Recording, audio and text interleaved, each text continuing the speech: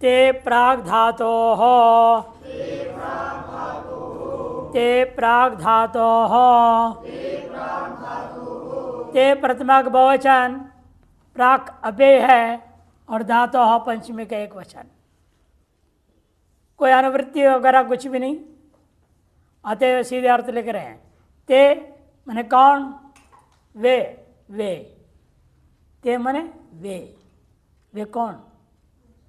अब जो पूर्व में बीते हुए हैं संज्ञाएं, कौन संज्ञा हो गई है, गति और उपसर्ग, गति और उपसर्ग, निपात और आगे भी चलेगा, इसलिए यहां दो ही को लेंगे, गति संज्ञा और उपसर्ग संज्ञा। ते गति उपसर्ग संज्ञकाः, ते क्या व्याख्या कर दिया, गति और उपसर्ग संज्ञकाः धातु प्रागेव प्रयोक्तव्याः, धातु के पूर्व में ही प्रयोग होगा। धातु हो गया, उस धातु से जो भी प्रत्यय आया, चाहे तिंगन तिंग हो, चाहे कृत हो, कृत्य हो, कोई भी प्रत्यय हो, लेकिन धातु से पूर्व में ही गति संज्ञा और उपसर्ग संज्ञा वालों का प्रयोग होता है। तथा च पूर्वत्रैव उदाहरता, अभी तक जितने उदाहरण दिए हो सब में आप देख रहे हो प्रादि उपसर्ग कहाँ है, पूर्व में, धातु से पूर्व में ही प्रयोग हुआ। उसके अनुसार ही अभी तक जितने दृष्टांत पूर्वत्रैव, हमने अब जितने सूत्रों में आपने इन संज्ञाओं को पढ़ा उन सभियों में आपने देखा है पूर्व में ही प्रयोग हुआ है, इसलिए अलग से इस सूत्र को यहाँ दृष्टांत देने की आवश्यकता नहीं है। लेकिन क्या लोक वे सर्वत्र बराबर, कहते नहीं, ये लोक के लिए नियम है, पूर्व में ही प्रयोग होगा, पर में कदाचित अपि नहीं।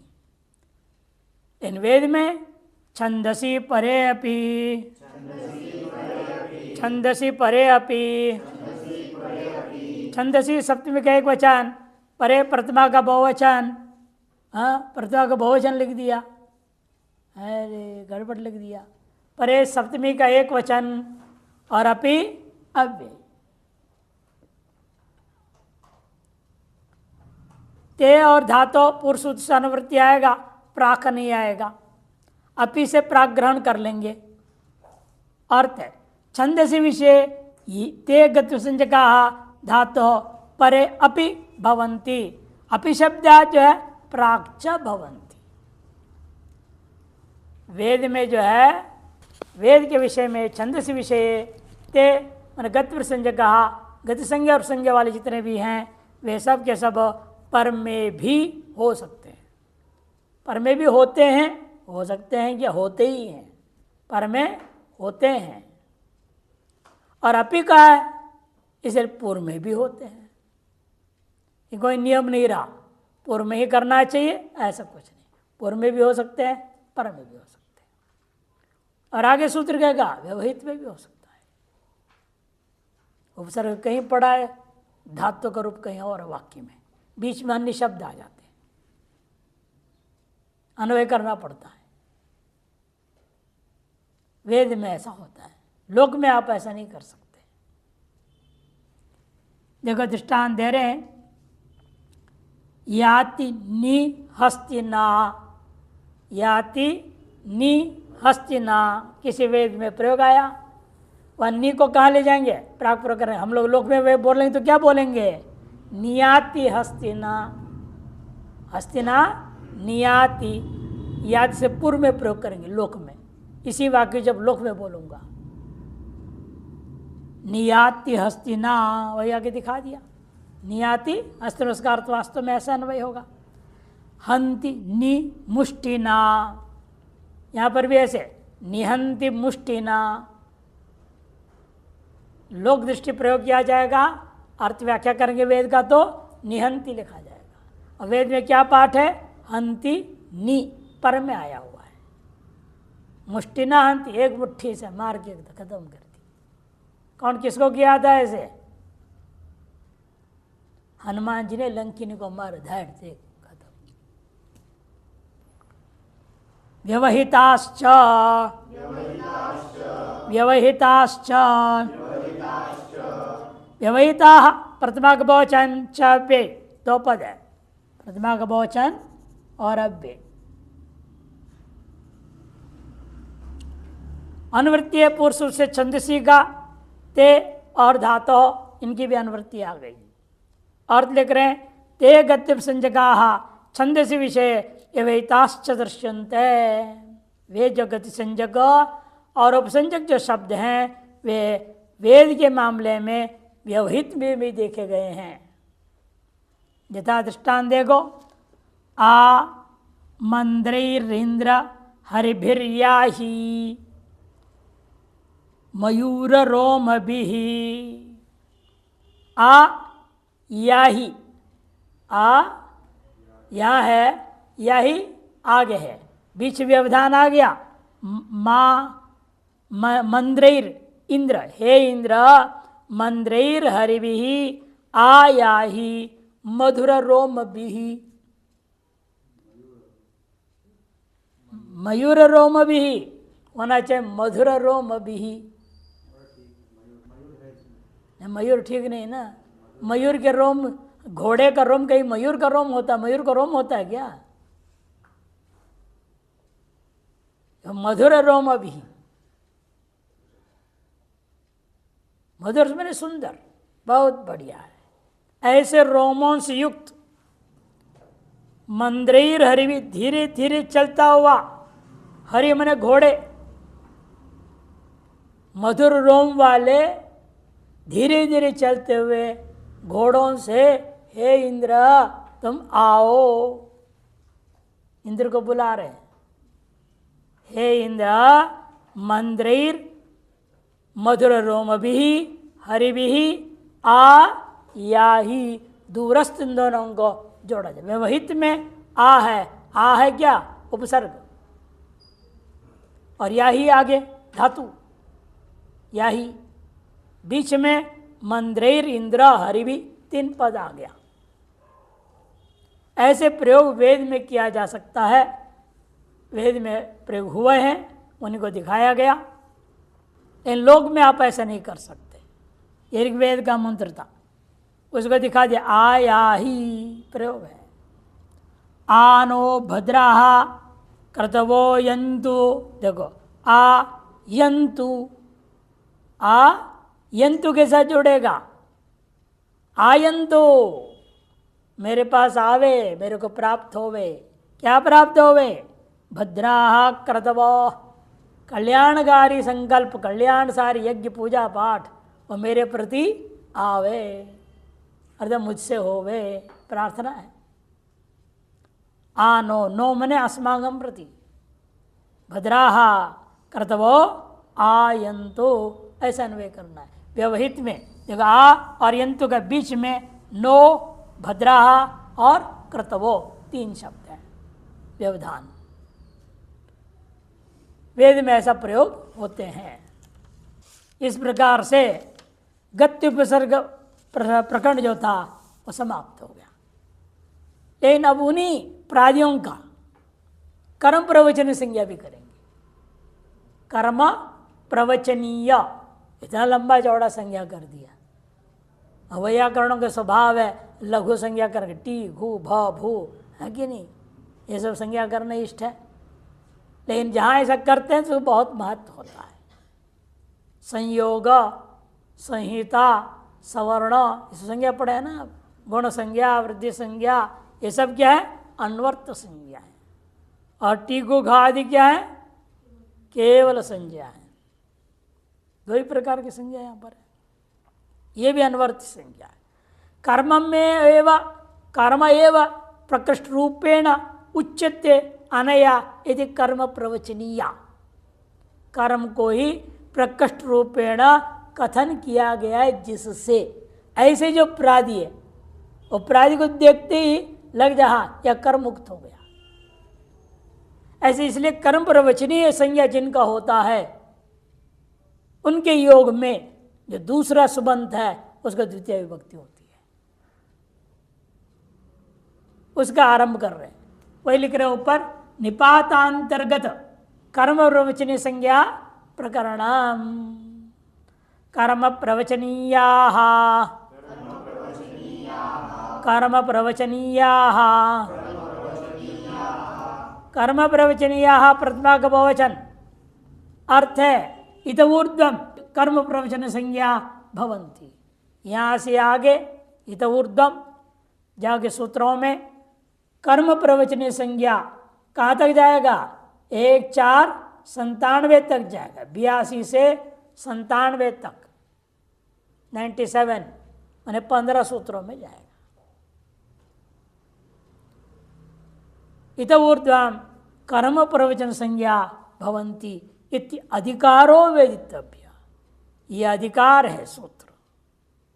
अधिकार का अर्थ क्या होता है? अधिकं करोति इति अधिकार, अधिक काम करता है। और अधिकार सूत्र का लक्षण क्या है? दिखाया है पहले, कई अधिकार सूत्र आ चुके हैं, याद है कुछ? स्वदेशे वाक्यार्थ बोध शून्यत्व सति प्रदेशे वाक्यार्थ बोधर्गत्वम अधिकारत्वम। कब लिखा? याद भी नहीं तो दोबारा लिख लो। स्वदेशे वाक्यार्थ शून्यत्वे सति परदेशे वाक्यार्थ बोध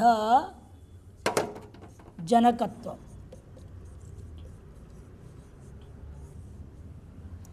स्वदेशे वाक्यार्थ शून्यत्वे सति परदेशे वाक्यार्थ बोध जनकत्वाम, में लक्षण है अधिकारत्व।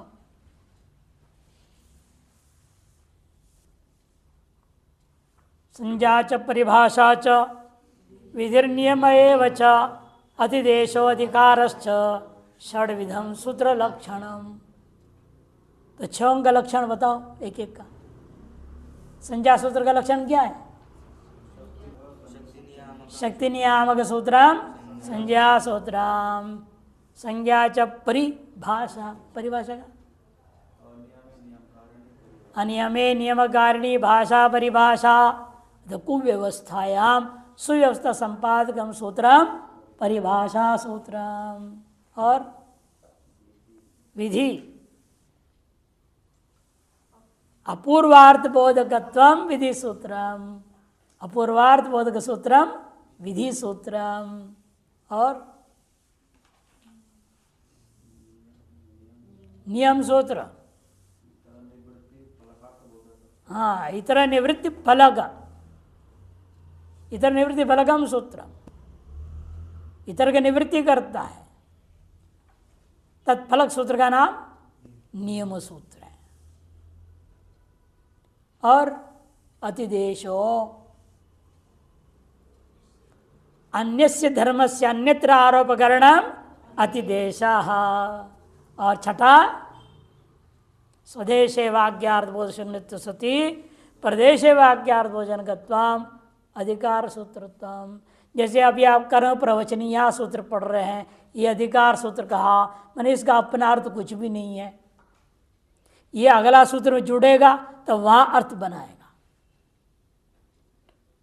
अगले सूत्र में, आगे के सूत्र में जहां जहां जुड़ता है वहां इसका अर्थ लाभ होता है। इसे स्वदेश माने जहां ये सूत्र अपने में वाक्यार्थ नहीं है इसका, लेकिन परदेश है मैंने आगे के सूत्र में जहां जहां जुड़ता है वहां वहां वाक्यार्थ बोध को उत्पन्न कर देता है। प्रत्ययाः परश्च ज्ञा प्रातिपदिकात, ये सब क्या थे? अधिकार सूत्र है। आगे आएंगे सब। पूर्व में कुछ अधिकार सूत्र जाग गए हैं, ये भी अधिकार सूत्र है। निपाता का अधिकार बोला था वहां पर भी, निपाता का अधिकार चला, आगे चल रहा है आगे। कर्म प्रवचनीय इति अधिकारो वेदितव्य। कहाँ तक जाएगा अधिकार? विभाषा क्री 1497 इति यावत तत्रैव उदाहरिष्यामः। जगह जगह पर इसका उदाहरण मिलेगा कि यह इसका प्रजय पर कोई काम होता नहीं ना, स्वदेश वाक्य शून्य है, यहाँ कोई दृष्टांत नहीं हो सकता है। जहाँ जहाँ इसका अधिकार जुड़ेगा वहाँ वहाँ पर इसका अर्थ हम बताएंगे। तत्रैव, वहाँ उदाहरण करेंगे। जैसे अगला सूत्र उदाहरण दिखाएंगे, देखिए। अनुर्लक्षणे, अनुर्लक्षणे अनु प्रथमा के एक वचन, लक्षण सप्तमी के एक वचन, दो पद है। कर्म प्रवचनीय का अधिकार है, निपाता का भी अधिकार चले आया है, दोनों संज्ञा होंगे।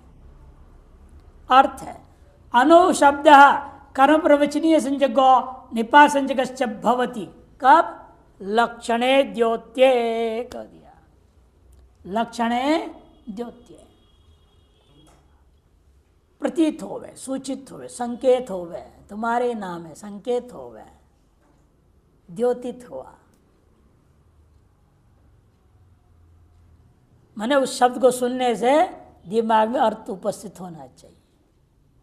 जब अनु सुनते ही जिस वाक्य में अनु आने से आपका लक्षण रूपी अर्थ बुद्धि में आता हो, तब उसका कर्म प्रवचन संज्ञा होगा। अनु का नहीं करता है, क्या लक्षण अर्थ नहीं है। अनु मने पश्चात में होता है, अनुगच्छति, अनु मने अनुवाद है ना, अनु आए कि नहीं वहां पर भी, अनुवाद शब्द है ना अनु वहां पर।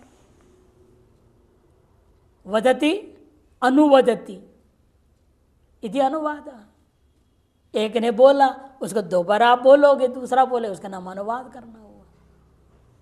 उक्तम एव पुनर्वदिति इति अनुवाद से अनु का अलग अलग अर्थ होता है अलग अलग जगह पर। यहां पर करिए लक्षण अर्थ गम्यमान हो तो लक्षण अर्थ द्योत्यो, लक्षण अर्थ गम्यमान हो। मुख्य रूप में दो शब्द होता है व्याकरण में हमेशा, द्योत्य और वाच्य। वाच्यवाचक भाव होना अलग है, द्योत्य द्योतक भाव होना अलग चीज है। यदि वाच्यवाचक भाव है तो उसका अर्थ पक्का हो गया, जिसका अर्थ पक्का नहीं है, कभी कुछ वो तो द्योत्य हो गया।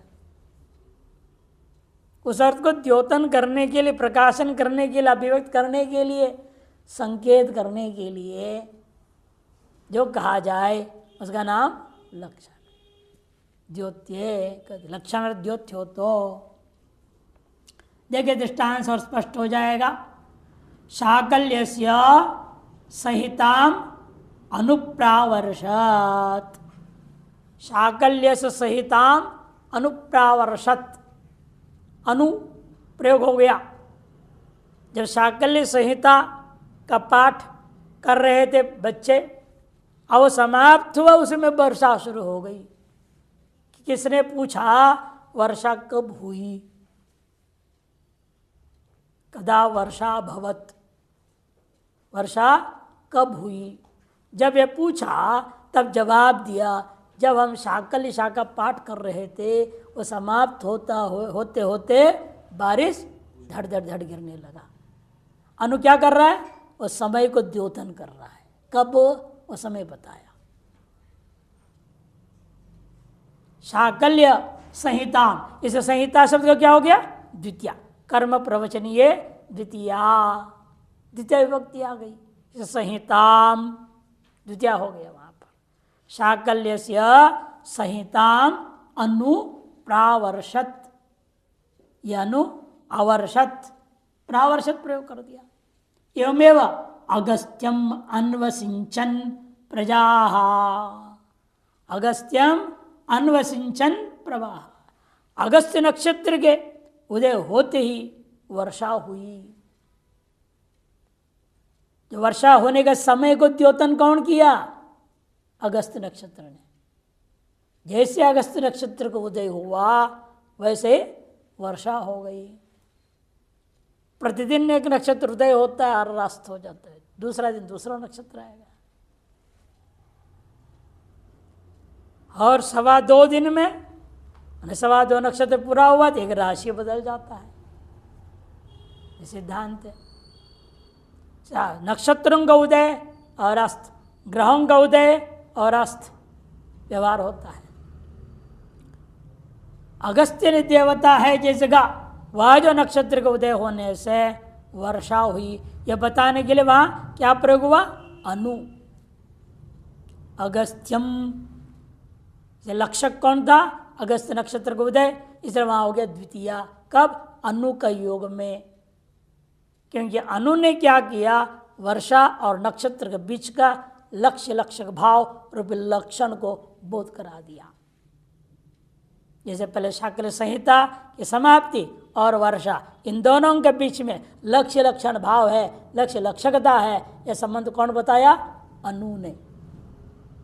इसलिए अनु का कर्म प्रयुक्त संज्ञा हो गया लक्षण अर्थ में होने के कारण से, और वह जिसको लक्षित कर रहा था, जिसके कारण से उसको लिया हमने द्वितीय विभक्ति हो, संहिताम, और यहाँ पर अगस्त्यम, अनुप्रावर्षत इत्यादि।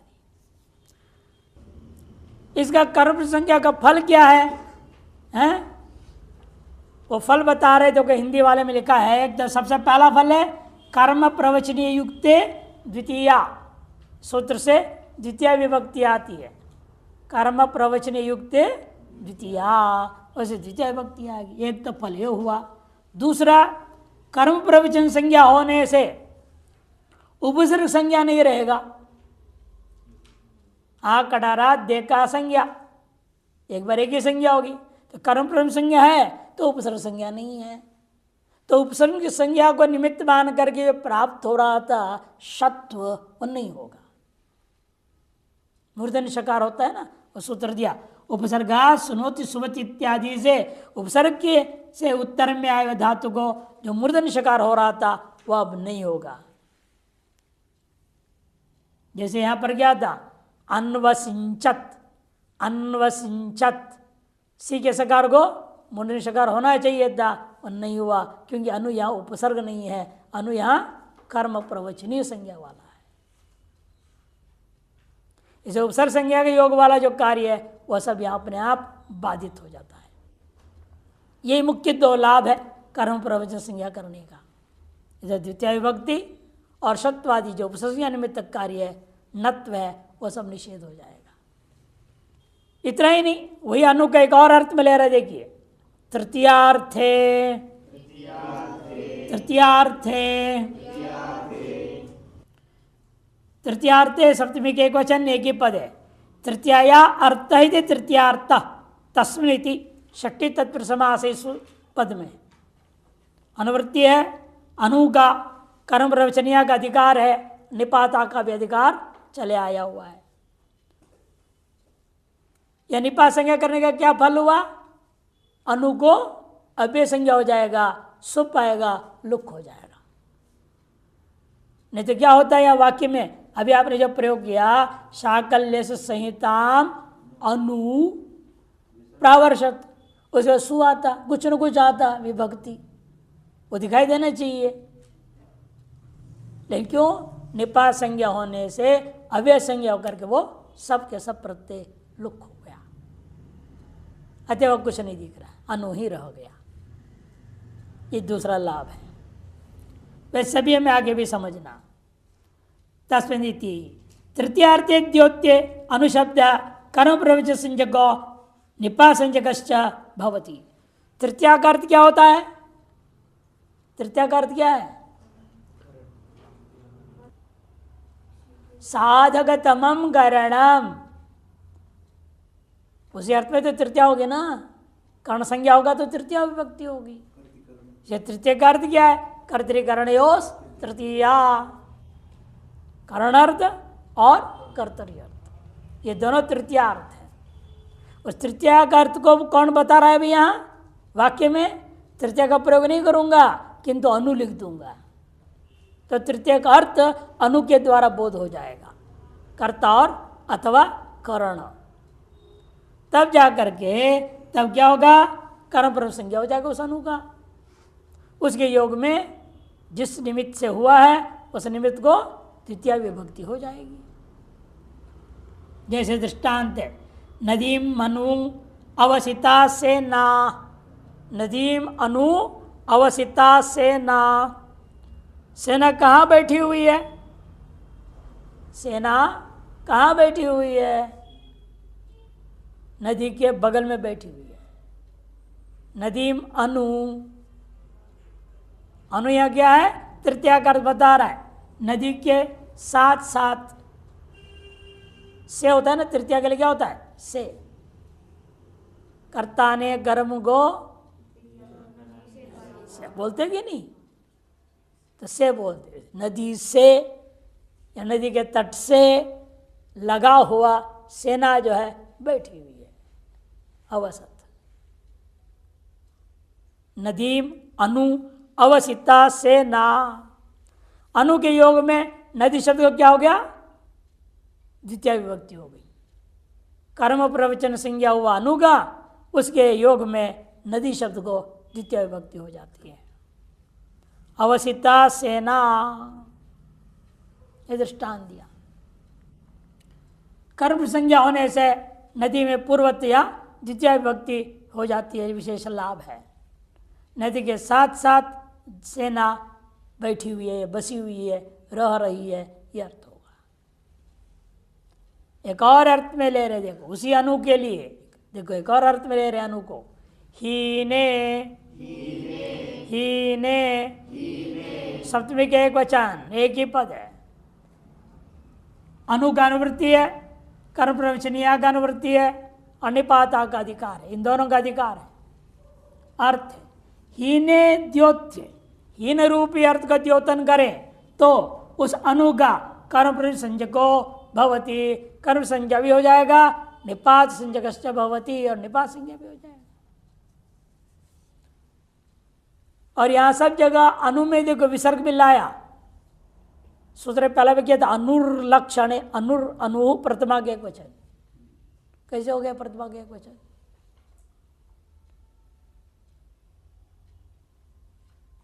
चाहे आप गति संज्ञा करो, चाहे उपसर्ग संज्ञा करो, चाहे कुछ भी करो, प्राधि का क्या है? निपात संज्ञा रहेगा। प्राधेय सूत्र ही है, निपात संज्ञा करेगा, अव्यय संज्ञा होगा, सुबलुक हो जाएगा।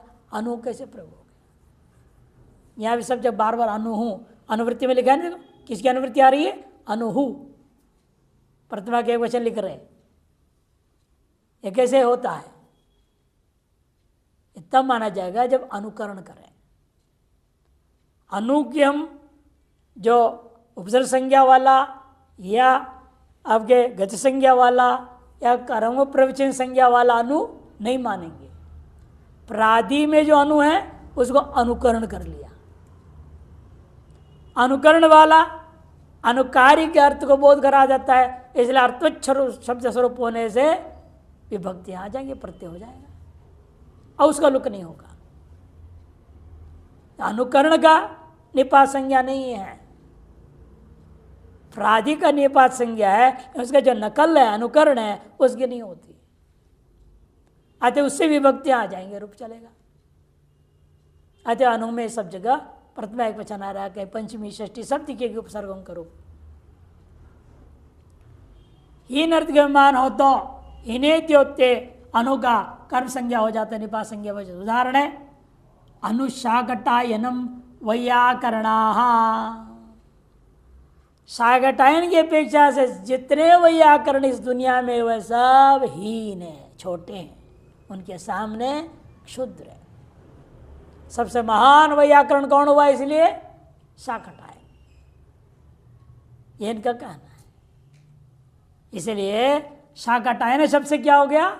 द्वितीय विभक्ति हो गई। वैयाकरण शाकटायन दृष्टिया सर्वे हीनाः इत्यर्थ।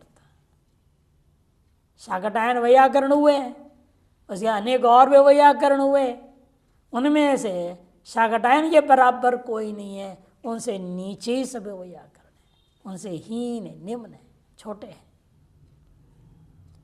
यह अर्थ द्योतन कौन कर रहा है? यहाँ अनुहीनत्व, दो की तुलना हो रही है, शाकटायन और अन्य वैयाकरण। उनमें शाकटायन उत्कृष्ट है, अन्य वैयाकरण हीन है, निकृष्ट है। इस बात को संकेत करने अनु का प्रयोग हो गया। माने शाकटायन के पीछे पीछे सब है, उनके आगे कोई नहीं। अतः हीन अर्थ बता दिया उन्होंने। इसलिए कर्म संज्ञा होने से अब जिस निमित्त से हुआ है शाकटायन को लेकर के हुआ, उनकी अपेक्षा से हीन तो बता रहे हैं ना दूसरे में आप, इसलिए उसका द्वितीय विभक्ति हो गई और रूप बन गया शाकटायनम अनु वैयाकरणाः। ये प्रयोग हो गया। इन सभी वाक्यों में जैसे अनु का कर्म प्रवचन संज्ञा और निपात संज्ञा दोनों कर रहे हैं, वाक्यों में दोनों एक ही साथ दोनों संज्ञा एक ही प्रयोग हो रहा है। हो गया ना, क्या दिक्कत है? नहीं नहीं, क्यों? अधिकार पहले ही बता दिया, जब अधिकार चल रहा है वो बाध्य बाधक पर नहीं होता, जहाँ अधिकार नहीं है उनका बाध्य बाधक होगा। उपसर्ग संज्ञा, गत संज्ञा, कर्म इनका आपस में होगा कि निपाता का स्व, पहले कहा था कौन को सूत्र था और निपाता का अधिकार, प्राग्रेश्वरान निपाता, यह अधिकार सूत्र था, इसे उसका बाध नहीं होता है, बाकी का परस्पर बाध हो जाएगा। और कई चीजें हैं बाध होता भी नहीं भी होता है, जैसे अंग संज्ञा भ संज्ञा के बारे में क्या कहा, बाध नहीं होगा। अंगम सद भम भवती भाष्यकार ने लिख दिए हैं। क्यों? क्योंकि पाणिनि ने जो सूत्र निर्माण किए हैं छठा अध्याय में, अंग संज्ञा के अधिकार के अंतर्गत भ संज्ञा के अधिकार के सूत्रों को रख दिया। भस्य कहाँ है ये? 6-4 में। 6-4-1 में क्या है? अंगस्य है। मैंने अंग संज्ञा के बिना केवल भ संज्ञा करोगे कार्य नहीं हो सकता। से भाष्यकार ने कहा अंग संज्ञा और भ संज्ञा भले ही आकड़ार्थ संज्ञा के अधिकार में, फिर भी एक दूसरे के बिना काम ही नहीं हो सकता, अतः दोनों एक साथ संज्ञा हो जाएंगे, बाध्य का नहीं।